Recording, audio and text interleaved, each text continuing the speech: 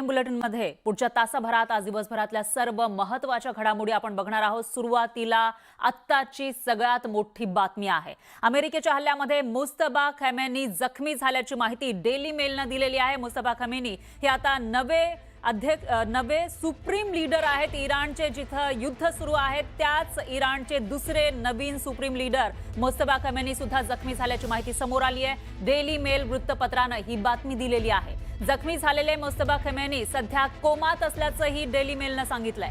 अमेरिकेचं तेहरानवर air strike झालेला आहे। अमेरिकेनं तेहरानवर एअर स्ट्राईक केला आणि त्याच्यामध्ये मुस्तफा खमेनी ज्यांना आत्ताच सुप्रीम लीडर म्हणून नियुक्त करण्यात आलं होतं ते जखमी झाल्याचं कळतंय। ते फक्त जखमी नाही तर कोमामध्ये गेल्याची माहिती या ठिकाणी देण्यात आली आहे। डेली मेल या वृत्तपत्राने ही माहिती दिली आहे। एअर स्ट्राईकमध्ये खमेनींवर प्राणघातक हल्ला झाल्याचं कळतंय आणि त्यांना एक पाय गमवावा लागला अशी माहिती समोर आली आहे। दरम्यान यावर सविस्तर बोलण्यासाठी ब्रिगेडियर हेमंत महाजन हे आपल्या सोबत जोडले गेलेले आहेत। हेमंत महाजन सर, जी भीती वर्तवली जात होती जसं नाव जाहीर होईल सुप्रीम लीडरचं त्याच्यावर सुद्धा अमेरिका हल्ला करू शकतो तसंच झालेलं या ठिकाणी आपल्याला पाहायला मिळते। आता हे युद्ध थांबणार का?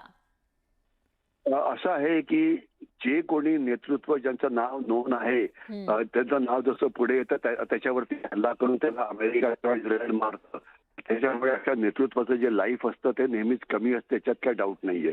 तर म्हणून उघडपणे सांगणं की मुस्तफा आता मुख्य नेते बनलेले आहेत हे अनाउन्समेंट करणं सुद्धा चुकीचं होतं, ज्याच्यामुळे त्यांच्या जीवाला मोठा धोका हा निर्माण झाला होता।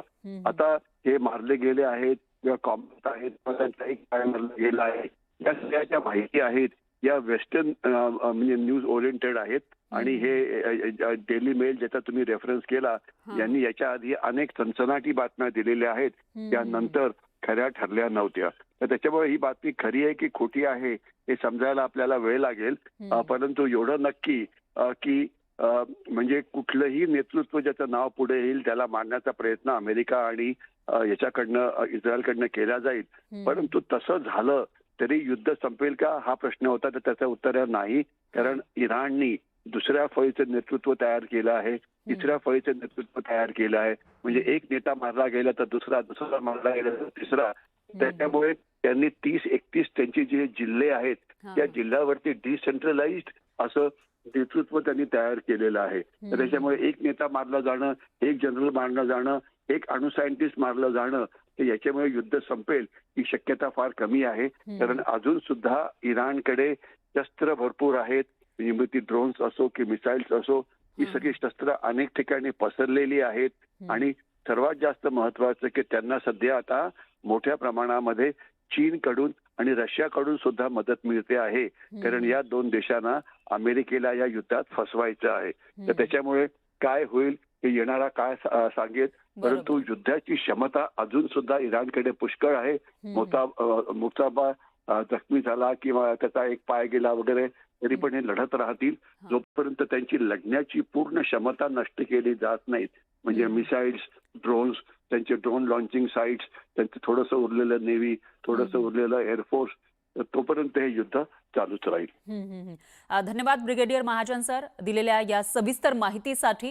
तर आता पुढे नेमकं काय काय होणार ते बघावं लागेल। संपूर्ण जगाचं लक्ष याकडे आहे आणि आजच मुस्तफा खमेनी यांच्यावर हा जो हल्ला झाला त्याच्यापूर्वी मुस्तफा खमेनी यांनी अमेरिकेला उघड धमकी दिलेली होती।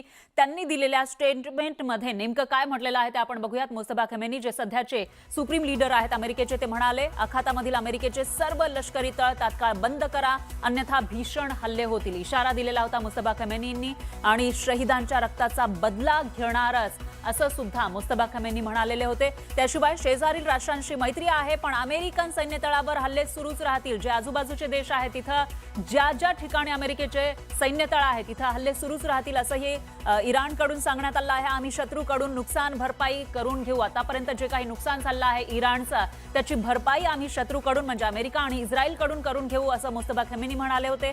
नुकसान भरपाई नाकारल्यास मालमत्ता जप्त किंवा उद्ध्वस्त करू असा इशारा सुद्धा मुस्तफा खमेनी खामेनी यांनी दिलेला होता. त्यांचं हे स्टेटमेंट समोर आलेलं होतं आणि त्याचबरोबर होर्मुझची सामुद्रधुनी बंदच ठेवणार असं सुद्धा पुन्हा त्यांनी सांगितलं होतं. जगभरामध्ये जो काही वाहतूक या होर्मुझच्या सामुद्रधुनीमधून होते त्याच्यावर परिणाम झाला आहे आणि ती अजूनही बंदच ठेवणार असं इराणनं सांगितलंय. होर्मुझची सामुद्रधुनी बंद ठेवण्याचं अस्त्र आमच्या जवळच आहे, म्हणजे ती कंट्रोल करण्याचं अस्त्र अजूनही आमच्याकडेच आहे आणि ते बंदच ठेवणार असाही इशारा त्यांनी दिला. जगाला एक प्रकारे जगावर दबाव टाकण्याचा प्रयत्न केल्याचं आपल्याला पाहायला मिळते. त्यामुळं आता पुढे नेमकं काय होणार याकडे सगळ्यांचं लक्ष आहे आणि मुख्य म्हणजे हे युद्ध नेमकं कधी थांबणार हा सगळ्यात मोठा सवाल या ठिकाणी उपस्थित होतोय.